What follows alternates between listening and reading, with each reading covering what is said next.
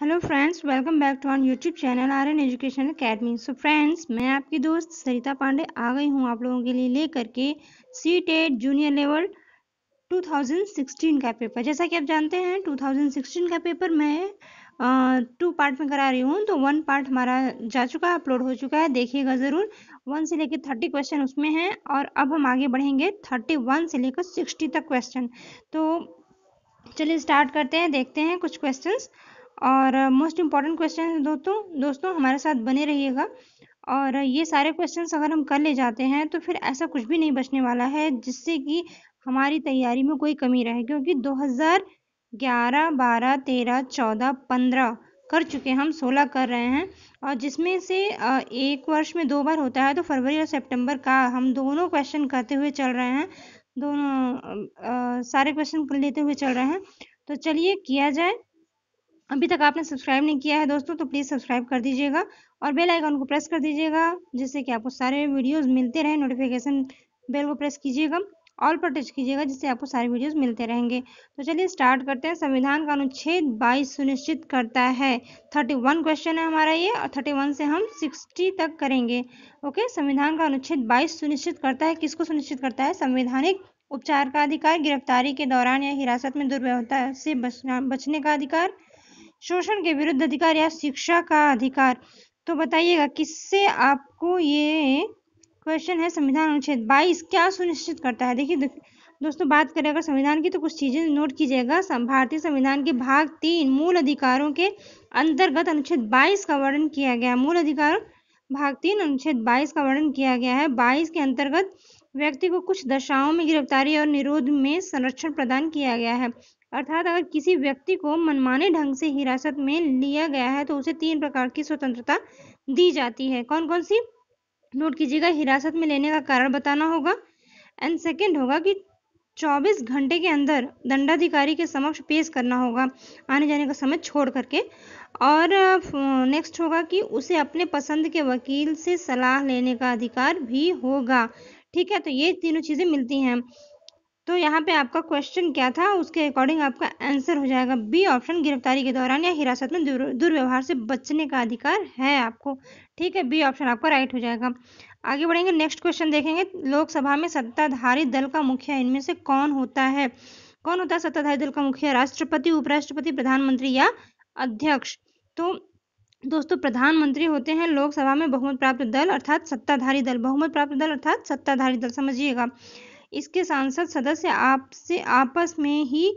आपस में से ही एक मुखिया या नेता का चुनाव करते हैं, जो लोकसभा का नेता भी कहलाता है। वो प्रधानमंत्री होता है। कौन होता है? प्रधानमंत्री होता है। ठीक है, सी ऑप्शन आपका राइट हो गया, वो प्रधानमंत्री होता है। आगे बढ़ेंगे, देखेंगे नेक्स्ट क्वेश्चन। उच्च प्राथमिक स्तर पर सामाजिक विज्ञान के स्वरूप पर ए, बी और सी कथनों पर विचार कीजिए। ए, बी और सी कथन देखेंगे क्या क्या है। पहला ए कथन है, यह अपने वातावरण में लोगों का अध्ययन है। बी है, यह लोगों के संबंधों और उनकी आत्मनिर्भरता का अध्ययन है। सी है, यह अतीत और वर्तमान के साथ संबंधों का अध्ययन है। तो आपको बताना है कि सबसे उचित विकल्प चूज कीजिए। विकल्प है आपके सामने देख रहे हैं, A B C, B C और ए सी। तो दोस्तों देखिए, बी ऑप्शन आपका, ए, बी और सी, ये तीनों आपका सही हो जाएगा, बी ऑप्शन। जिसमें कि आपको देखिए, उच्च प्राथमिक स्तर पर सामाजिक विज्ञान विषय का मुख्य उद्देश्य बालकों को अपने समाज तथा आसपास के वातावरण को समझाना है। ये आप समझ रहे हैं। इससे होता क्या है, बालक को सामाजिक संबंधों में जानकारी मिलती है और बालक यह समझ पाता है कि समाज में रहने वाले लोग किस प्रकार से एक दूसरे पर डिपेंड है। और साथ ही साथ आप बालक को प्राचीन समाज, जो हमारा पुराना समाज है, और वर्तमान समाज के बीच क्या डिफरेंसेस हैं ये भी आप बता सकते हैं। इनके बीच क्या रिलेशंस हैं ये भी आप बता सकते हैं। ठीक है, तो डिफरेंसेस, रिलेशन और समाज है क्या, इन सब चीज़ों की जानकारी होती है। तो आपका देखिए, पहले में वातावरण है, दूसरे में संबंध है, रिलेशनशिप, और उसके अतीत और वर्तमान, मतलब पुराना क्या था समाज और अब समाज में क्या है, इनके बीच का जो रिलेशन है, ये तो आपका ए, बी और सी तीनों सही हो जाएगा। ठीक है, आगे बढ़ेंगे।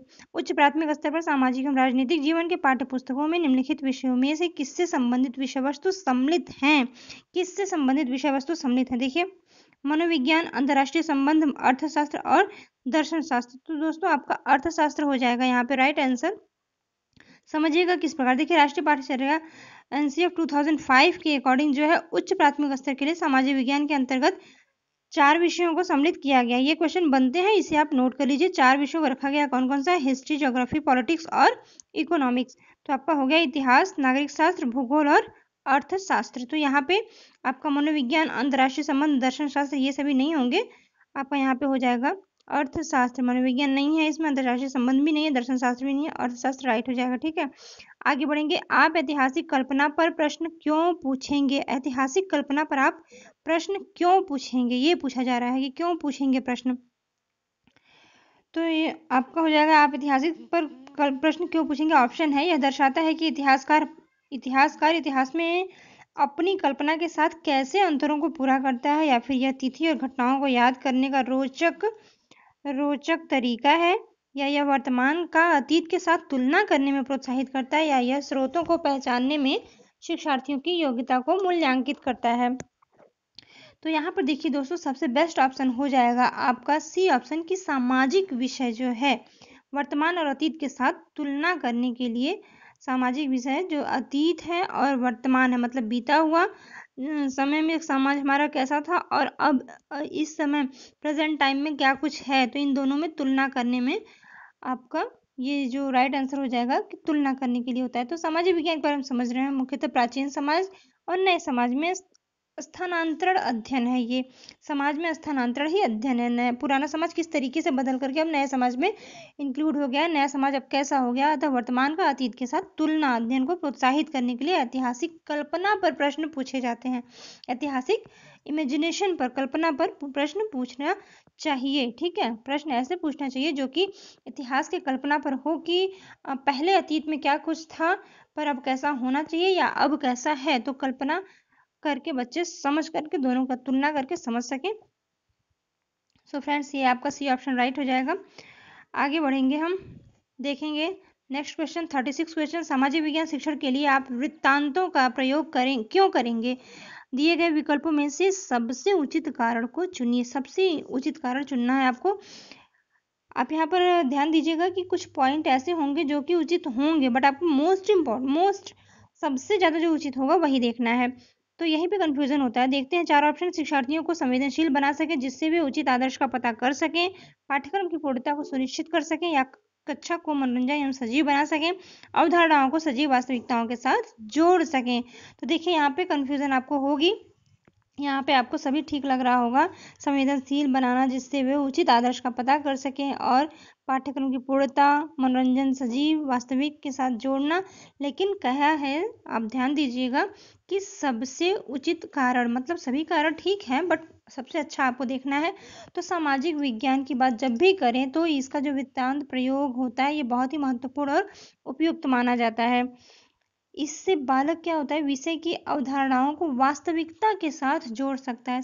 सबसे सामाजिक विज्ञान को पढ़ाने के लिए दोस्तों सबसे ज़्यादा इम्पॉर्टेंट है कि किताबों से हटकर बच्चों को वास्तविक जीवन में है क्या कुछ, वास्तविकता का ज्ञान कराया जाए। किताबों को बल्कि वास्तविकता के साथ जोड़ करके दिखाया जाए, इंक्लूड करके। किताब जो है उसका रियल में वास्तविक रूप भी देखो ऐसा है, जिससे कि वो बच्चे किताबों से, अपने बुक के लेसन से इंटरकनेक्ट कर सकें और समझ सकें। तो ये वास्तविकताओं के साथ जोड़ करके जहाँ भी होता है वो भी सजीव वास्तविकता, जो भी कॉन्सेप्ट है उसको, बुक्स की जो भी कॉन्सेप्ट है उसको हम सजीव वास्तविकता का अर्थ हुआ कि हम समाज में जा करके उन मुद्दों पर को दिखा करके, जो सजीव चित्रण है तो समाज में दिखता ही है, उसके साथ जोड़ के बच्चों को बताएं। तो ये आपका सबसे बेस्ट हो जाएगा, डी ऑप्शन। चलेंगे, आगे बढ़ेंगे। राष्ट्रीय आधार समूह 2006 के अनुसार सामाजिक विज्ञानों का शिक्षण अपनी लोकप्रियता खो रहा है क्योंकि, देखिए समझिएगा क्वेश्चन क्या कह रहा है कि देखिए राष्ट्रीय आधार समूह 2006 के अनुसार सामाजिक विज्ञान का शिक्षण जो है अपनी लोकप्रियता खो रहा है। क्यों? यह अत्यधिक मनोवैज्ञानिक दृष्टिकोण पर बल देता है इसलिए, या फिर यह मानवीय मूल्यों में अंतर्विरोध की कई स्थितियां प्रस्तुत करता है इसलिए, या फिर यह एक अनुपयोगी विषय के रूप में माना जाता है इसलिए, या फिर यह कई विषयों के अध्ययन को प्रोत्साहित करता है इसलिए। तो दोस्तों बात करें यहाँ पे कि सही क्या होगा, तो यहाँ देखिए यह मानवीय मूल्यों में अंतर्विरोध की कई स्थितियां प्रस्तुत कर देता है। सामाजिक विज्ञान जो है मानव के मूल्यों में अंतर्विरोध की कई स्थितियां पैदा करता है, इसलिए इसकी लोकप्रियता थोड़ी कम होती जा रही है। तो राष्ट्रीय आधार समूह 2006 के अकॉर्डिंग सामाजिक विज्ञान का शिक्षण अपनी लोकप्रियता खो रहा है क्योंकि इसलिए खो रहा है क्योंकि यह मानवीय मूल्यों का इसलिए खो रहा है क्योंकि सामाजिक पाठ्य पुस्तकों में उल्लिखित आदर्श स्थित कुछ और है और वास्तविक स्थिति कुछ और। इस परिस्थिति में पाठ्य पुस्तकों के साथ समायोजन में कठिनाई होती है, क्योंकि कहा क्या जाता है कि सामाजिक विज्ञान को जब पढ़ाया जाए तो वास्तविक सजीव जो है चित्रण उन वास्तविकता के साथ जोड़ के पढ़ाया जाए, बट वास्तविकता कुछ और नजर आती है, तो वहाँ पे कनेक्ट करने में प्रॉब्लम होता है, तो इसीलिए कठिनाई होती है और मानवीय मूल्यों में अंतर्विरोध की स्थिति उत्पन्न हो जाती है। आगे बढ़ेंगे, देखेंगे नेक्स्ट क्वेश्चन। निम्नलिखित में से कौन सा विकल्प विद्यालय आधारित आकलन का अनुपयुक्त वर्णन है? यहाँ पे देखेंगे 4 ऑप्शन है। यह शैक्षिक पक्षों को सम्मिलित करता है, केवल सहगामी पक्षों को सम्मिलित करता है, गैर शैक्षिक पक्षों को सम्मिलित करता है, या फिर यह सभी पक्षों को सम्मिलित करता है। तो यहाँ पर देखिए आपका बी ऑप्शन सही हो जाएगा, क्योंकि क्या पूछ रहा है? अनुपयुक्त। अनुपयुक्त को आप सर्कल कर लेंगे, क्योंकि उपयुक्त है सभी। कौन कौन से? शैक्षिक पक्षों को सम्मिलित करना उपयुक्त है, गैर शैक्षिक पक्षों को सम्मिलित करना और सभी पक्षों को सम्मिलित करना, ये सब आ जाता है। बट लेकिन केवल सहगामी पक्षों को, जहां पर भी दोस्तों केवल आ जाए, केवल सहगामी पक्षों को, तो वो जान लीजिए कि नकारात्मकता लिए हुए है। और यहाँ पर पूछा भी वही गया, अनुपयुक्त, तो अनुपयुक्त का मतलब हो गया आपका यही बी ऑप्शन राइट हो जाएगा। ठीक है, देखिए विद्यालय आधारित आकलन बच्चों के गुणों को सकारात्मकता दिशा प्रदान करता है। और आकलन के कितने पक्ष होते हैं बताइए? देखिए 2 पक्ष होते हैं। कौन कौन से? इसमें होता क्या है? 2 पक्ष होते हैं आकलन के, सकारात्मक नकारात्मक। इसमें होता क्या है? इसमें जो है छात्रों के शैक्षिक पक्ष को सम्मिलित किया जाता है, छात्रों के गैर शैक्षिक पक्ष को भी सम्मिलित करते हैं। और अंतःविद्यालय आधारित आकलन के तहत बालक के सभी शैक्षिक और गैर शैक्षिक सामाजिक जो भी पक्ष है उनको आकलन किया जाता है। तो केवल वाली बात कोई नहीं होती है, इसलिए केवल सहगामी पक्षों को ये नहीं होगा। अनुपयुक्त पूछा गया तो आपका यही सही हो जाएगा। ठीक है, एक शिक्षक का सामाजिक विज्ञान के विषय को संपादित करने की भूमिका पर निम्नलिखित ए और बी कथनों पर विचार कीजिए तथा सही उत्तर का चयन कीजिए। सही उत्तर क्या होंगे? कथन देखिएगा ए और बी। शिक्षक सभी विद्यार्थियों की गरिमा को आवश्यक सुनिश्चित करें और संवेदनशीलता के साथ चर्चा को शुरू करें। दूसरा होगा ऑप्शन, शिक्षक लड़कों के साथ तथ्यों और लड़कियों की भावनाओं पर अवश्य बल दें। ठीक है, अब देखेंगे क्या होगा क्या नहीं होगा। यहाँ पर केवल ए दिया है, फिर ना तो ए ना तो बी, ना तो बी, और दोनों ए और बी दोनों, तो हो क्या सकता है यहाँ पर समझेंगे। देखिए यहाँ पर जो हो सकता है, शिक्षक का सामाजिक विज्ञान के विषय में संपादित करने की भूमिका। ठीक है, तो यहाँ पे देखिए किसी भी विषय में, सामाजिक विज्ञान ही नहीं, किसी भी विषय के शिक्षक को अगर लैंगिक भेद नहीं करना चाहिए। यदि ऐसा होता है तो लड़कियों की भावनाओं को ठेस पहुंचेगी तथा उनका अधिगम कार्य बाधित तो होगा ही होगा। सामाजिक विज्ञान के शिक्षक को ये अवश्य ही ध्यान देना चाहिए कि शिक्षण कार्य के समय ऐसे प्रकरण की गलत तरीके से न व्याख्या करें जिसमें कि किसी भी एक छात्र की गरिमा या आत्मसम्मान को ठेस पहुंचे। तो शिक्षकों को ऐसे मुद्दों पर क्या करना चाहिए? सुनिश्चित करना चाहिए कि चर्चा के दौरान संवेदनशीलता को बनाए रखें। किसी भी पर्टिकुलर बच्चे को इंगित करके किसी भी जाति विशेष या किसी भी लिंग विशेष की बात को ऐसे नहीं करना चाहिए जो कि किसी एक जाति या लिंग विशेष पर जाकर के वो आघात करे या ठेस पहुंचाए। तो संवेदनशीलता का ध्यान रखना चाहिए। ठीक है, तो यहाँ पे आपका 39 केवल ए सही होगा आपका। यहाँ पे केवल ए सही होगा, केवल ए। शिक्षक सभी शिक्षार्थियों को हाँ संवेदनशीलता के साथ चर्चा को शुरू करें। ठीक है, आपका ऑप्शन ए सही हो जाएगा। संवेदनशीलता इन मामलों में बहुत ही जरूरी है। तो चलेंगे आगे बढ़ेंगे। 40 क्वेश्चन है, सामाजिक विज्ञान का अध्ययन वैज्ञानिक क्यों है? क्वेश्चन क्या हुआ? वैज्ञानिक क्यों है।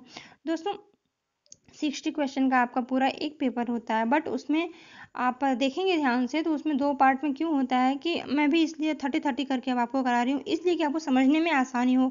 30 क्वेश्चन जो होते हैं वो आपके एनसीईआरटी जो होती है 6, 7, 8 उससे इंक्लूडेड एक तरीके से आपका सोशल होता है, पूरा एसएसटी होती है। और जो 30 क्वेश्चन है ये आपका टीचिंग एप्टीट्यूड पर बेस्ड होता है, इससे समझने में आसानी होगी। एक वीडियो पूरा टीचिंग एप्टीट्यूड पर बेस्ड हो जाता है, विद नॉलेज इंक्लूड रहता है उसमें। एंड जो आपका एक होता है वो आपका फैक्ट बेस पर आपके कॉन्सेप्ट क्लियर करने के लिए वो वीडियो बनता है। तो 30 करके हम प्रोवाइड कराते हैं, ज़्यादा लेंदी भी नहीं होगा, समझने में आसानी भी होगी। चलिए ठीक है, आगे बढ़ते हैं। सामाजिक विज्ञान का अध्ययन वैज्ञानिक क्यों है, पूछा गया इसमें, क्यों वैज्ञानिक है। देखेंगे क्यों वैज्ञानिक है। देखिए, सामाजिक विज्ञान का अध्ययन वैज्ञानिक होता है क्यों, समझिएगा कि वैज्ञानिक अध्ययन वह होता है जिसमें ज्ञान विकास की क्रमबद्धता सुसंगठित और व्यवस्थित रूप से बताया गया होता है। सामाजिक विज्ञान के अंतर्गत सामाजिक संरचना और उसके कारकों का अध्ययन किया जाता है तथा इसका भी अध्ययन होता है कि किस प्रकार कोई प्राचीन व्यवस्था धीरे धीरे अपने स्वरूप में आवश्यक परिवर्तन करते हुए वर्तमान अवस्था के रूप में आज स्थापित हुई है। ये जो परिवर्तन हुए हैं इनका क्या दिखा आपको, धीरे धीरे स्टेप बाय स्टेप हुआ ना, तो क्रमबद्धता इसमें भी दिखाई देती है। और सामाजिक विज्ञान का अध्ययन वैज्ञानिक इसीलिए माना जाता है क्योंकि विज्ञान के बारे में हम जानते हैं कि जो सुसंगठित सुव्यवस्थित क्रमबद्ध ज्ञान होता है उसी को विज्ञान कहते हैं, और जस्ट वही चीज लागू होता है आपके सोशल साइंस पर भी। तो ये भी स्टेप बाय स्टेप पहले क्या था और धीरे धीरे किस तरीके से परिवर्तन हुए, बदलाव हुए, ये सारी चीजें इसमें आती हैं। तो ये आपका देखिए, पाठक को समाज के वैज्ञानिक अध्ययन करने में सहायता करता है। पाठक का समाज वैज्ञानिक क्यों है, वैज्ञानिक इसलिए है क्योंकि पाठक को समाज का वैज्ञानिक अध्ययन करने में, वैज्ञानिक अध्ययन का मतलब ही समझ जाइए कि सुसंगठित सुव्यवस्थित क्रमबद्ध विज्ञान होता है, तो सामाजिक विज्ञान का भी उसी के बेस पर अध्ययन करने में पाठक को सहायता करता है। स्टेप बाय स्टेप कहाँ अतीत से आकर के प्राचीन से वर्तमान की ओर समझा जाता है। तो आपका पहला ऑप्शन राइट हो जाएगा। आगे बढ़ेंगे। आप एक वर्ष में नियोजित, अल्प नियोजित और अनियोजित ग्रामीण श्रमिक द्वारा बिताए गए समय के समानुपात को चित्रित करना चाहते हैं। निम्नलिखित में से आप कौन से आरेखीय चित्रण को चुनेंगे, बताइए। देखिए, जब इस प्रकार किसी भी चीज को चुना जाता है तो हम यहाँ पर चक्र आरेख चुनेंगे। किसी निश्चित समय में समानुपातिक चित्रण के लिए सबसे उपयुक्त चक्र आरेख होता है, और क्योंकि इसमें विभिन्न क्षेत्रों के अनुपात को आसानी से दिखाया जा सकता है। तो एक वर्ष में नियोजित, अल्प नियोजित और अनियोजित ग्रामीण श्रमिकों द्वारा जो भी बिताए गए समय समानुपातिक चित्रित करना चाहते हैं वो आरेख चक्र के द्वारा सबसे अच्छे तरीके से कर पाएंगे। ठीक है, ए ऑप्शन आपका राइट हो जाएगा। आगे बढ़ेंगे, देखेंगे दोस्तों नेक्स्ट क्वेश्चन। शिक्षार्थियों का सामाजिक विज्ञान विषय में कला के माध्यम से आकलन करने का सबसे उचित कारण चुनिए। कला के माध्यम से अगर आकलन करना है तो सबसे उचित कारण चुनना है आपको। ठीक है, सबसे उचित कारण क्या हो सकता है, आइए देखते हैं। देखिए, इसमें शिक्षार्थियों की चित्रकला की योग्यता में सुधार लाता है। पाठ्य पुस्तकों में दिखाई गई विभिन्न अभिव्यक्ति शैलियों के आनंद लेने का माध्यम है, या एक आनंददायी मूल्यांकन का तरीका है, या अवधारणाओं को एक व्यक्तिगत प्रस्तुतिकरण करने का अवसर प्रदान करता है। बिल्कुल, देखिए मोस्ट इम्पॉर्टेंट आपका यहाँ पर कुछ चीजें दी गई हैं। देखिए, सिर्फ आनंद की बात हो नहीं सकती क्योंकि ये जूनियर लेवल की बात है। जूनियर में हम जब जाएंगे तो जूनियर लेवल के बच्चों को अच्छे तरीके से आनंद के साथ साथ उनको ज्ञान प्रोवाइड कराने की बात की जाती है, न कि सिर्फ और सिर्फ इंटरेस्ट बने, बच्चों को अच्छा लगे इसलिए। तो आनंद की चीज़ें जो है प्राइमरी में आएंगी तो आप वहाँ 1 to 5th के लिए वहाँ जाएंगे, बट जूनियर की बात हो तो देखिए कॉन्सेप्ट का जो भी प्रेजेंटेशन है उसके लिए बच्चों को आप मौके दीजिए, अवसर दीजिए कि बच्चे खुद कॉन्सेप्ट को बनाएं और प्रेजेंट करें। तो ये सबसे बेस्ट हो जाएगा माध्यम आकलन आपके चूज करने के लिए। आपका ये सबसे बेस्ट माध्यम हो जाएगा। शिक्षार्थियों का ये सबसे बेस्ट होगा कि उनको अवसर दिया जाए, अवधारणाओं को, कॉन्सेप्ट को प्रेजेंट करने के लिए सबसे बेस्ट होगा। ठीक है, आगे बढ़ेंगे, देखेंगे नेक्स्ट क्वेश्चन। डी ऑप्शन आपका सही हो गया। आगे बढ़ेंगे। निम्नलिखित में से भूमंडलीय तापन पर हुई परियोजनाओं में से कौन सा द्वितीयक स्रोत पर आधारित है। द्वितीयक स्रोत, देखिए यहाँ पे समझना होगा, ये क्वेश्चन आपके लिए पॉइंट का है क्योंकि इसमें आपका नॉलेज देखना है आपको, भूमंडलीय तापन के बारे में आपको कितनी जानकारी है। देखिए, किसी भी घटना का प्राथमिक स्रोत प्रत्यक्षदर्शी होता है। प्राथमिक स्रोत का मतलब क्या, जिसने प्रत्यक्ष में देखा है कोई भी बात, वो प्रत्यक्षदर्शी, वो प्राथमिक हुआ। उसके द्वारा अगर किसी ने सुना तो वो द्वितीयक होगा। तो पहले यहाँ पे पूछा क्या जा रहा है, द्वितीयक स्रोत पर आधारित है। तो प्राथमिक तो हो गया, प्रत्यक्षदर्शी स्रोत होता है और उस घटना की आंखों देखी बताते हैं तथा उनके द्वारा दिया गया वक्तव्य प्राथमिक स्रोत के अंतर्गत आता है। इसी प्रकार भूमंडलीय तापन पर हुई परियोजनाओं का प्राथमिक स्रोत होगा जो निम्न है। देखिए, एक क्षेत्र में रह रहे वरिष्ठ नागरिकों से मौसम में होने वाले परिवर्तनों पर साक्षात्कार, ये आपका पहला हुआ।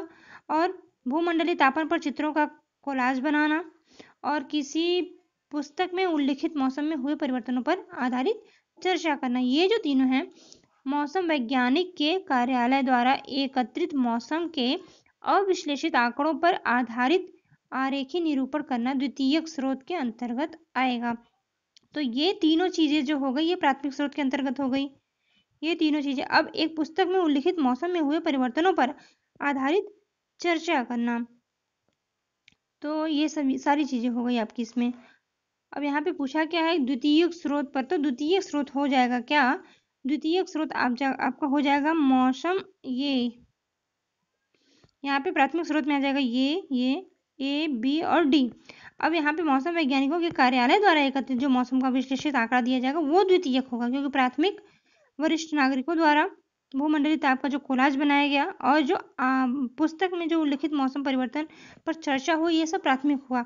अब इन सबका जो विश्लेषित आंकड़ा दिया गया है उसको अगर किसी के द्वारा मनोवैज्ञानिक द्वारा या फिर किसी वैज्ञानिक द्वारा लिया जाए किसी कार्यालय द्वारा से, तो वो द्वितीयक हो जाएगा, क्योंकि प्राथमिक से इकट्ठा करके कार्यालय तक भेजा गया। अब कार्यालय से आप लेंगे तो वो द्वितीयक श्रेणी में आ जाएगा। आई होप आप समझ पाए होंगे, तो आपका राइट आंसर हो जाएगा सी ऑप्शन। ठीक, एक शिक्षक शिक्षार्थियों को कुछ मानदंड देते हैं और कहते हैं कि वे उन पर आधारित अपनी परियोजना का आकलन करें। निम्नलिखित में से कौन से आकलन के तरीके का प्रयोग शिक्षक द्वारा किया गया है? समकक्षीय आकलन, रचनात्मक आकलन, स्व आकलन या संकलनात्मक आकलन। तो यहाँ पर देखिए स्व आकलन हो जाएगा शिक्षक द्वारा, क्योंकि शिक्षक द्वारा कोई परियोजना जो छात्र को तभी दी जाती है जब शिक्षक उस आकलन को खुद से कर लें, ताकि त्रुटियों के बारे में विद्यार्थी जाने। अतः शिक्षक और जो शिक्षक द्वारा पूर्व में ही स्व आकलन कर लिया जाता है। ठीक है, तो आपका यहाँ पे सी ऑप्शन हो जाएगा स्व आकलन। नागरिक शास्त्र की नियमावली में राष्ट्रीय पाठ्यचर्या की रूपरेखा एनसीईआरटी 2005 में ने जो बदलाव 2005 ने बदलाव का क्या सुझाव दिया? बदलाव जो आया उसका क्या सुझाव दिया गया है इसमें पूछा जा रहा है। इतिहास, भूगोल, सामाजिक और राजनीतिक जीवन या फिर अर्थशास्त्र। तो देखिए सामाजिक और राजनीतिक जीवन के बारे में सुझाव दिया गया कि राष्ट्रीय पाठ्यचर्या रूपरेखा 2005 के अकॉर्डिंग सामाजिक विज्ञान के 4 विषयों का समावेशन किया गया है।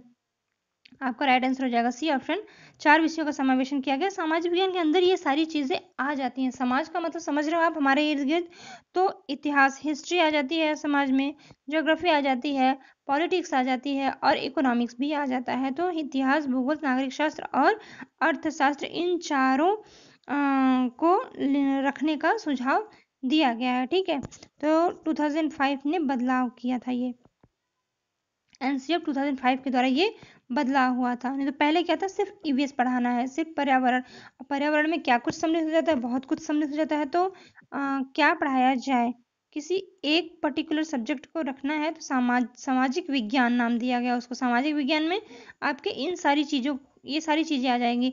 अब क्या आपको सामाजिक विज्ञान में हिस्ट्री, ज्योग्राफी ये सारा का सारा पूरा पढ़ लेना, सबसे कुछ न कुछ निकाल करके वो पर्टिकुलर आपके टॉपिक बनाए जाते हैं, आपका लेसन बनाया जाता है, आपका एक पाठ्यक्रम तैयार किया जाता है, बुक तैयार किया जाता है। ठीक है, आपका यहाँ पे ये आंसर हो गया सी ऑप्शन। आगे बढ़ेंगे। निम्नलिखित में से उच्च प्राथमिक स्तर पर सामाजिक विज्ञान के कक्षा कक्ष में आप किस मूल्य पर सबसे कम बल देंगे? देखिए सबसे कम मतलब नकारात्मक एक दे दिया है, किस पर सबसे ज्यादा देना है और उसके बाद निकाला आएगा आपका सबसे कम क्या है।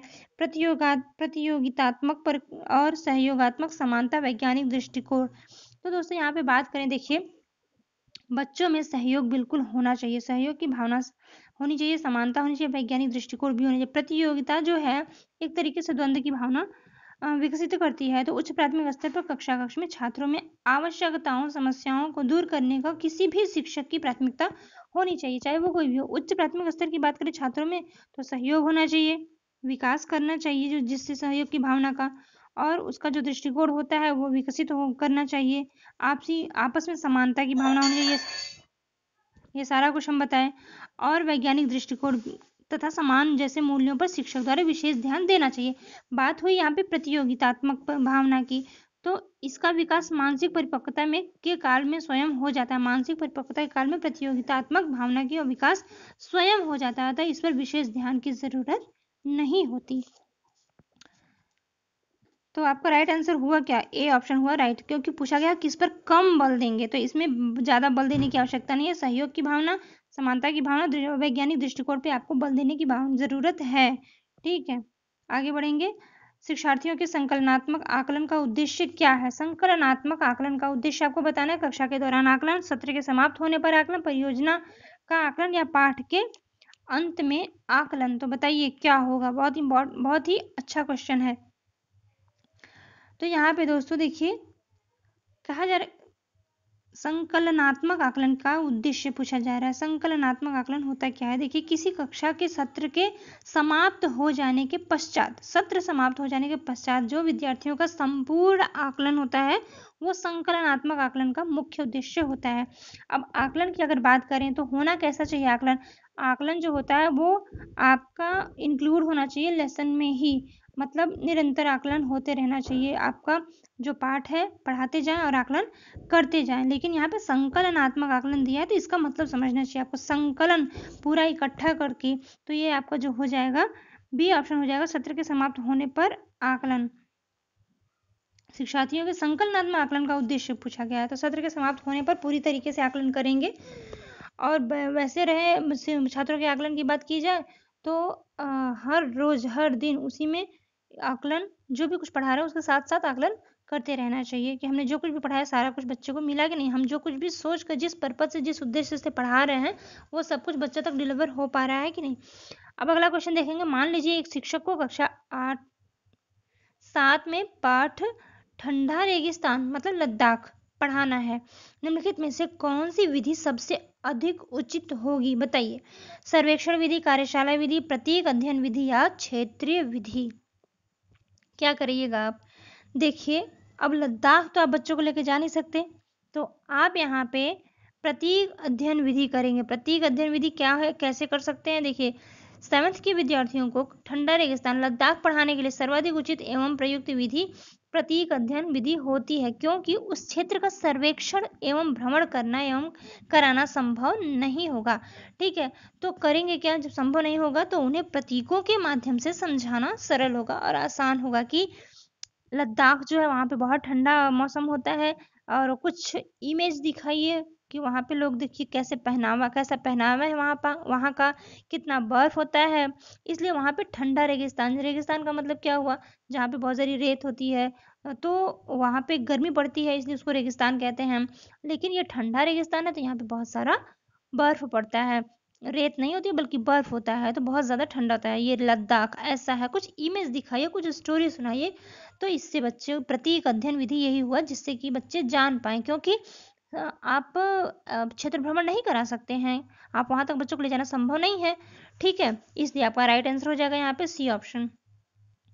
अब आप कुछ लोग सोचेंगे कि सर्वेक्षण विधि भ्रमण सबसे ज़्यादा अच्छा होता है, सर्वेक्षण करा दें हम या क्षेत्रीय करा दें, तो उस क्षेत्र में आप जाएंगे कैसे? वो संभव तब होगा जबकि आपके एक लिमिट में होगा जहाँ पे जाया जा सके, नहीं जाया जा सकेगा तो वहाँ के लिए ये होगा आंसर। उसके अकॉर्डिंग आप समझ के आंसर करेंगे कि किस जगह की बात की गई है। ठीक है, आगे बढ़ेंगे, देखेंगे नेक्स्ट क्वेश्चन। उच्च प्राथमिक स्तर पर ऐतिहासिक तथ्यों इतिहास लेखन को पढ़ाने के लिए निम्नलिखित में से कौन सी विधि अधिक प्रासंगिक है? देखिए प्रासंगिक विधि आपको कई मिलेगी लेकिन उसमें से अधिक प्रासंगिक आपको चूज करना है, तो आप इसको अधिक प्रासंगिक क्या होगा? परियोजना विधि, मानचित्र विधि, समस्या समाधान विधि और स्रोत विधि। तो दोस्तों देखिए स्रोत विधि जो होता है ये सबसे ज्यादा अधिक प्रासंगिक है। कैसे? देखिए उच्च प्राथमिक स्तर पर बात हो रही है जूनियर लेवल की, तो ऐसे स्तर पर ऐतिहासिक तथ्यों या इतिहास के लेखन को पढ़ाने के लिए सर्वाधिक प्रमुख विधि की अगर बात करें तो स्रोत विधि होगी, क्योंकि इस विधि के अंतर्गत जो पुरानी घटनाएं होती हैं या इतिहास घटनाक्रम की जानकारी होती है उसका प्रमुख स्रोत क्या होता है? साहित्य होता है, अभिलेख होते हैं, पांडुलिपियां होती हैं, जिससे छात्र क्या करते हैं रुचिपूर्वक समझ सकेंगे। तो ये सारी चीजें आप इन सारी चीजों से अगर आप यहाँ पर करते हैं तो ये अधिक प्रासंगिक होगी। स्रोत क्या क्या स्रोत हैं आपके हिस्ट्री के? आप स्रोत इतिहास को जानने का क्या माध्यम हो सकता है? तो स्रोत विधि अपनाएंगे तो ज्यादा ये अधिक प्रासंगिक है। ठीक है,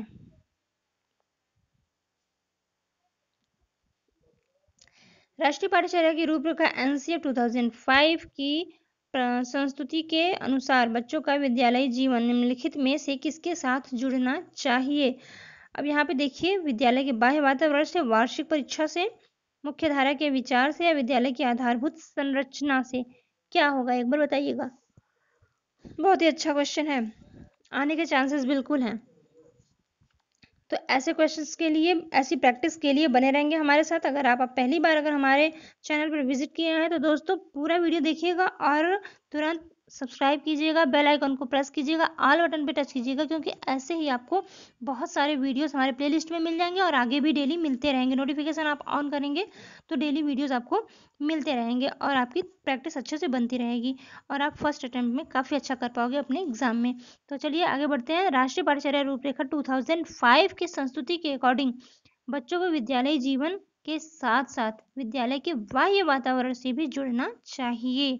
ठीक है, तो इससे होता क्या, देखिए, इससे बालक को सामाजिक मूल्यों तथा सामाजिक संबंधों का ज्ञान होता है। क्या समाज में किससे क्या रिलेशन है, किसकी क्या वैल्यू है, ये सब कुछ पता हो चलता है जब हम समाज के बाह्य वातावरण से जुड़ेंगे। तभी तो, सिर्फ बुक तक सीमित रह के कैसे हम समझ पाएंगे कि कहाँ क्या वैल्यू है किसकी और किसको क्या समझा जाता है, किससे किसका क्या रिलेशन है। जब बाहर जुड़ेंगे, वातावरण को देखेंगे तो समझ पाएंगे बच्चे, और वे अपने भावी जीवन में आने वाली समस्याओं का समाधान करने में भी सक्षम हो सकेंगे। कैसे? क्योंकि समस्याओं को और समाधान होते हर चीज़ों को वो जब एनालिसिस करेंगे, उनका जब देखेंगे, समझेंगे कि किस तरीके से समाज में हो रहा है सब चीज़, तो वो अपने लाइफ में भी उसको कनेक्ट कर पाएंगे। तो विद्यालय के बाह्य वातावरण से सबसे राइट आपका हो जाएगा ऑप्शन ए। ठीक, आगे बढ़ेंगे। निम्नलिखित में से किस विकल्प को दंड आरेख द्वारा सबसे अच्छे तरीके से दर्शाया जा सकता है। दंड आरेख द्वारा क्या दर्शाया जा सकता है, दर्शाया जा सकता है क्या, तापमान, वायुदाब, वर्षा या आर्द्रता। दंड आरेख द्वारा बात की जा रही है, बताइए क्या सबसे अच्छे तरीके से दर्शाया जा सकता है। तो सबसे अच्छे तरीके से वर्षा को दंड आरेख के माध्यम से दर्शाया जा सकता है। आपका हो जाएगा आपका सी ऑप्शन, वर्षा। ठीक है, आगे बढ़ेंगे। लोकतांत्रिक संस्थाओं की समझ को विकसित करने के लिए निम्नलिखित में से सबसे उचित पाठ्यक्रम संबंधी उपागम को चुनिए। देखिए, सबसे उचित लिखता है तो ध्यान दीजिएगा दोस्तों कि उनमें से जो सबसे बेस्ट होगा वहीं पर आप जाएंगे। आदर्श स्थितियों को दर्शाना, या फिर वास्तविक स्थितियों के साथ आदर्श स्थिति के उदाहरणों को प्रस्तुत करना, बिल्कुल, या फिर मुख्य रूप से राष्ट्रीय उदाहरणों को प्रस्तुत करना, या शिक्षार्थियों को कठोर वास्तविक स्थितियों से परिचित कराना। देखिए, कंफ्यूज आपको किस तरीके से किया जा रहा है। देखिए, स्थितियों की बात सब में है, स्थितियां और वास्तविक स्थितियां। ठीक, अब यहाँ पे आप कंफ्यूज हो सकते हैं। देखिए, आदर्श स्थितियों को दर्शाना ये नहीं होगा। लोकतांत्रिक संस्थाओं की समझ को विकसित करने के लिए निम्नलिखित में से सबसे उचित, सबसे सिर्फ और सिर्फ आदर्श स्थिति आप नहीं करेंगे। देखेंगे आगे वास्तविक स्थितियों के साथ आदर्श स्थिति। देखिए, आप आदर्श स्थिति क्यों नहीं करेंगे, क्योंकि आदर्श स्थिति तो यहाँ पर भी दिया है। तो अगर आप इसको टिक करते हैं तो ये भी हो जाता है। आप उस ऑप्शन पे जाएंगे अगर इसकी जिसमें जो विस्तृत मतलब लिए हुए हो, अगर आप इसमें आते हैं, पढ़ते हैं, तो वास्तविक स्थितियों के साथ यहाँ पे ऐड कर दिया गया कि ये भी प्लस ये भी, वास्तविक स्थितियों के साथ आदर्श स्थितियों के उदाहरण, एग्जाम्पल्स भी यहाँ पर दिए गए। तो मोस्ट इंपॉर्टेंट आपका बिल्कुल सही तो यही लग रहा है। देख लीजिएगा आगे भी, तो मुख्य रूप से राष्ट्र स्तरीय उदाहरणों को, देखिए, मुख्य रूप से जो राष्ट्र के स्तर पर होंगे उन्हीं उदाहरणों को आप किस प्रकार से प्रस्तुत करके दिखा सकते हैं। आप रियल लाइफ से कनेक्ट करके जितने भी आपको एग्जाम्पल्स मिलते हैं और वो आदर्श स्थिति हो जिसकी, वो आपका सबसे बेस्ट होगा। और मुख्य रूप ये तो होगा नहीं, थर्ड वाला। और शिक्षार्थियों को कठोर वास्तविक स्थितियां, देखिए वास्तविक स्थितियां तो यहाँ पर भी है, सही है, लेकिन कठोर वास्तविक स्थितियां मैं आपको बताना चाहूंगी यहाँ पर ये कि देखिए, स्थितियां, समाज में बच्चा निकलेगा तो कई तरीके की स्थितियां मिलेंगी। कुछ ऐसी स्थितियां होती हैं जो बच्चे के मानसिक समझ से परे होती हैं, जहाँ पर आज के समाज में दिखाया तो जाता है कि हाँ, कि महिलाओं को पुरुषों को समान स्थान मिलना चाहिए, पर जब समाज में बच्चे निकलते हैं तो कहीं कहीं बहुत ही विचित्र स्थिति देखने को मिलती है। तो वही होती है कठोर स्थिति। महिलाओं के प्रति व्यवहार को ले लिया जाए, या फिर बहुत सारी ऐसी स्थितियां मिलती हैं जो कि विचित्र होती हैं, जो बच्चों को समझाना ये एक सामाजिक क्या कहें, एक दोष है जो कि आ जाता है समाज में, तो वही होती है कठोर वास्तविक स्थितियाँ। तो सिर्फ कठोर वास्तविक स्थितियों को आप परिचित कराएंगे तो वो बच्चे के मानसिकता में अच्छे से नहीं बैठ पाएंगे। वहाँ पे बहुत सारे तर्क होंगे, द्वंद्व होंगे कि उसको कैसे माना जाए। तो वो बच्चा समाज में जब सामाजिक बनता है तो धीरे धीरे समझ जाता है। और बहुत सारी चीज़ें ऐसी हैं जो समाज में नहीं होनी चाहिए फिर भी होती हैं। कुरीतियाँ हुई, जाति प्रथा हुई, और लैंगिक भेदभाव हुआ, बहुत कुछ है। तो इस प्रकार से आपका वास्तविक स्थिति और वैसी स्थिति जो कि आदर्श स्थिति हो, जिसको कि मानक, जिसका जो है मानक उससे कनेक्ट हो रहा हो, जिसको कि समाज मानता है, जो पुस्तकों में दिया गया है और समाज भी उसको करता है। आदर्श स्थिति जो बच्चा एक्सेप्ट कर सके अच्छे से, जिससे बच्चे की मानसिकता जो है विस्तृत हो, जो बच्चा को समझाया जाता है वो चीज़ें उदाहरण के रूप में ली जाए, ना कि कठोर वास्तविक स्थितियाँ। ठीक है, तो आपका यहाँ पे बी ऑप्शन सही हो जाएगा। आई होप दोस्तों आप समझ पाए होंगे। आगे बढ़िएगा। गणितज्ञ तथा खगोल शास्त्री आर्यभट्ट ने आर्यभट्टियम नामक पुस्तक निम्नलिखित भाषाओं में से किसमें लिखी थी? हिंदी, प्राकृतिक, पाली और संस्कृत। तो यहाँ पर देखिए आपका आंसर हो जाएगा संस्कृत। बात करेंगे गणितज्ञ जो खगोल शास्त्री थे आर्यभट्ट ने, तो उनकी पुस्तक है आर्यभट्टियम, नोट कीजिएगा। और आर्यभट्टियम और संस्कृत भाषा में लिखी गई। आर्यभट्ट की जो गुप्तकालीन शासक जो चंद्रगुप्त रहे हैं, विक्रमादित्य, इनके 9 रत्नों में से इन्होंने दशमलव तथा पाई का आविष्कार किया था। ये 9 रत्नों में से एक थे, आपको पता ही है। तो इन्होंने ही पाई का आविष्कार किया था। यह सर्वप्रथम व्यक्ति थे जिन्होंने बताया था कि पृथ्वी सूर्य की परिक्रमा करती है। ठीक है, चलिए आगे बढ़ेंगे दोस्तों और देखेंगे निम्नलिखित स्तूपों में से किस एक को उस स्थान के रूप में चिन्हित किया गया है जहां बुद्ध ने पहली बार उपदेश दिया था। कहाँ दिया था पहली बार उपदेश? सारनाथ, बोधगया, सांची और थोटला कोंड। तो कहाँ दिया था बताइएगा। देखिए आपका पहला ऑप्शन सही हो जाएगा, सारनाथ। देखिए बुद्ध द्वारा गया में ज्ञान प्राप्ति के बाद बौद्ध धर्म की स्थापना का प्रयास किया गया। गया में बुद्ध द्वारा जो है गया में ज्ञान प्राप्ति कहाँ हुआ था? बोध गया में। और उसके बाद जो है बौद्ध धर्म की स्थापना का प्रयास किया गया था तथा बौद्ध धर्म की शिक्षा का प्रचार प्रसार किया गया था। बौद्ध धर्म में अपनी शिक्षा का प्रसार प्रचार करने के लिए सर्वप्रथम सारनाथ में उपदेश दिया था। तो आपका राइट आंसर हो गया यहाँ पे सारनाथ, पहला ही ऑप्शन। तो प्रसार प्रचार करने के लिए भी शिक्षा का सारनाथ में सबसे पहले उपदेश दिया था और यहीं पर बौद्ध संघ की स्थापना की गई थी। बौद्ध संघ की स्थापना कहाँ की गई? सारनाथ में ही की गई थी, नोट कीजिएगा। बुद्ध द्वारा दिए गए प्रथम उपदेश को क्या कहते हैं? ये भी क्वेश्चन बनता है, नोट कीजिएगा। बुद्ध द्वारा दिए गए प्रथम उपदेश को कहते हैं धर्म चक्र प्रवर्तन। क्या कहते हैं? धर्म चक्र प्रवर्तन के नाम से जाना जाता है। ठीक, यहाँ से आपको 3 पॉइंट मिला। अगर आप नोट करेंगे तो देखिए एक क्वेश्चन में 3 क्वेश्चन बन रहा है। चलेंगे आगे बढ़ेंगे। संगम कविताओं में किन 3 राजवंशों को मूवेंदार कहा गया है? संगम कविताओं में तो किसको कहा गया? ये देखिए हिस्ट्री से आपका क्वेश्चन बना है। संगम कविताओं में मूवेंदार शब्द जो है प्राचीन दक्षिण भारत के 3 राजवंशों को सम्मिलित रूप से प्रयुक्त किया गया। प्राचीन दक्षिण भारत के 3 राजवंशों को। अब वो 3 राजवंश कौन कौन थे? तो नोट कीजिएगा, वो 3 राजवंश थे चोल, चेर और पांड्य। ये 3 राजवंश थे। अब यहाँ पे आपको कौन कौन से मिल रहे हैं? चोल और चेर, पांड्य। ठीक है, तो यहाँ पे दोस्तों आपका संगम कविताओं में मूवेनेंद्र का आपका राइट आंसर हो जाएगा डी ऑप्शन। क्या पूछा है? जी हाँ, संगम कविताओं के लिए देखिए इसमें दिया है चोल और चेर, पांड्य तीनों दिया हुआ है। डी ऑप्शन हो जाएगा। याद रखिएगा दोस्तों, ये क्वेश्चन बन सकते हैं चोल, चेर और पांड्य। आगे बढ़ेंगे। देखिए इसमें चोल है तो चेर नहीं है, राष्ट्रकूट है। चेर है तो इसमें चोल नहीं है। इस प्रकार से आप समझ लेंगे। यहाँ पे चोल है तो यहाँ पे चेर नहीं है। पांड्य भी है तो चेर नहीं है। तो उस तरीके से तीनों होने चाहिए, चोल, चेर, पांड्य। ठीक, आगे बढ़िएगा। रामपुरवा में मिला उत्कृष्ट पॉलिश वाले पत्थर। पॉलिश यहाँ पे हो जाएगा। ठीक है, पॉलिश वाले पत्थर। इतना छोटा मुझे लिखने में प्रॉब्लम होता है। ठीक है, चलिए सुन रहे हैं ना मेरी बात को। तो पॉलिश वाले पत्थर पर बना सांड जिसे अब राष्ट्रपति भवन में रखा गया है, इनमें से किसके शासनकाल में बनाया गया था? ये जो पॉलिश किया हुआ जो रामपुरवा में मिला उत्कृष्ट पत्थर था, इस पे सांड बनाया गया था, ये राष्ट्रपति भवन में अब रखा गया है। ये किसके शासनकाल में मिला था? मौर्य, पांड्य, चोल या कुषाण? तो ये जो है आपको मिला था दोस्तों, ये मौर्य वंश में मिला था। रामपुरवा में मिला उत्कृष्ट पॉलिश वाले पत्थर पर बना जो सांड है, मौर्यकालीन स्थापत्य कला का उदाहरण है।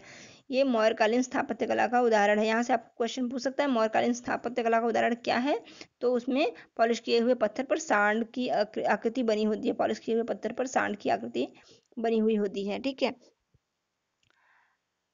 तो यहाँ पे आपका राइट आंसर हो गया। और जानते रहिएगा कि ये जो है, इसे अशोक के शासनकाल में बनाया गया था। कब बनाया गया था? अशोक के शासनकाल में बनाया गया था। अब यह स्थापत्य अब भारत के राष्ट्रपति भवन में रखा गया है। कहाँ रखा गया? भारत के राष्ट्रपति भवन में रखा गया। ठीक, आगे बढ़ेंगे। अगला देखेंगे वैशिष्टाद्वैत। विशिष्टाद्वैत के सिद्धांत को इनमें से किसने विचारार्थ प्रस्तुत किया? शंकर, अल्लमा प्रभु, रामानुज और बसवन्ना, ये चार आपके ऑप्शन है। तो विशिष्टाद्वैत की बात की जा रही है। विशिष्टाद्वैत का सिद्धांत जो है, लिखिएगा दोस्तों, विशिष्टाद्वैत का सिद्धांत जो है वैष्णव संत रामानुज के द्वारा दिया गया था। रामानुज के द्वारा, आपका सी ऑप्शन हो जाएगा। टिक कर लीजिए रामानुज, और समझिएगा कि विशिष्टाद्वैत का सिद्धांत जो है वैष्णव संत रामानुज के द्वारा दिया गया था। ये जो सिद्धांत था, इसके अंतर्गत क्या आता है? इसके अंतर्गत जगत में दो ही स्थिर तथ्य हैं, ये कहा गया था। क्या क्या? ईश्वर तथा आत्मा। ये दोनों ही स्वयं में विशिष्ट हैं। ये दोनों ही स्वयं में विशिष्ट है। कौन कौन? ईश्वर तथा आत्मा। ठीक, आगे बढ़िएगा। अभिलेखागार वह स्थान है जहां खुदाई में पाई गई मूर्तियों को रखा जाता है, पुरातत्वों द्वारा प्राप्त किए गए पत्थर और ईंटों से बनी इमारतों के अवशेषों को रखा जाता है, ऐतिहासिक पांडुलिपियों तथा दस्तावेजों को रखा जाता है, या फिर खुदाई में पाई गई पशुओं और पक्षियों की हड्डियों को रखा जाता है। अभिलेखागार मतलब क्या? अभिलेखागार का अर्थ पूछ रहा है यहाँ पे। तो देखिए, अभिलेखागार में अभिलेख का मतलब आप समझ रहे हैं, तो ऐतिहासिक पांडुलिपियां और दस्तावेज होते हैं, यही अभिलेख। जो दस्तावेज हैं, अभिलेख मतलब जो हमारे पुराने समय की चीज़ों को जानने का जो स्रोत था, जो माध्यम था, क्या था? पांडुलिपियां और दस्तावेज थे। तो ये चीज़ें जहाँ लिख रखी जाती थी, उसे अभिलेखागार कहते थे। तो ये अभिलेखागार वह स्थान है जहाँ ऐतिहासिक पांडुलिपियां और दस्तावेजों को रखा जाता था। और अभिलेख का तात्पर्य ऐतिहासिक पांडुलिपि तथा दस्तावेज है, जबकि आगार समझिएगा, आगार का तात्पर्य रखने का स्थान होता है। अभिलेखागार, अभिलेख और आगार, ये आप समझ पा रहे होंगे। अभिलेखागार, आगार का मतलब रखने का स्थान, अभिलेख का मतलब पांडुलिपियां और दस्तावेज। ठीक है, इस प्रकार अभिलेखागार का स्थान हो गया जो मैंने बताया। चलिए ठीक, आगे बढ़ते हैं। दस्तावेजों को रखा जाता है, वही हो गया आपका सी ऑप्शन राइट हो गया। आगे बढ़ेंगे दोस्तों। अब 59 एंड 60 दो क्वेश्चन और है, तो बने रहिएगा। ये सारे क्वेश्चन देखिए दोस्तों, बहुत ही इंपॉर्टेंट क्वेश्चन है। ऐसे ही क्वेश्चन बनते हैं, ये सारे आपको करने हैं रिपीट। एक बार देखने के बाद दोबारा भी देखिएगा। पहली बार में समझिए, दूसरी बार में खुद से कीजिए।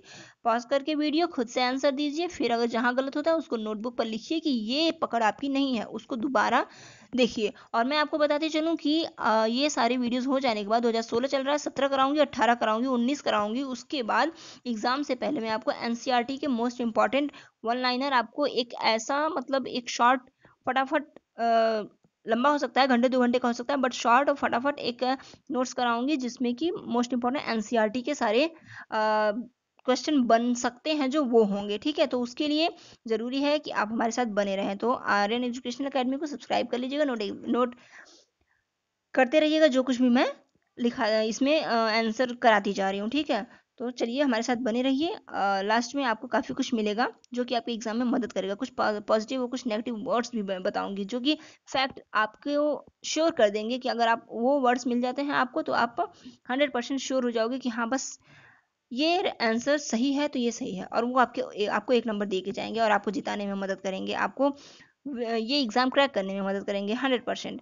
चलिए दोस्तों, देखते हैं, 2 क्वेश्चन और है, फटाफट देखते हैं। 12वीं शताब्दी के मध्य कर्नाटक में प्रारंभ हुए वीर शैव आंदोलन के संदर्भ में निम्नलिखित कथनों में से कौन सा एक सही है?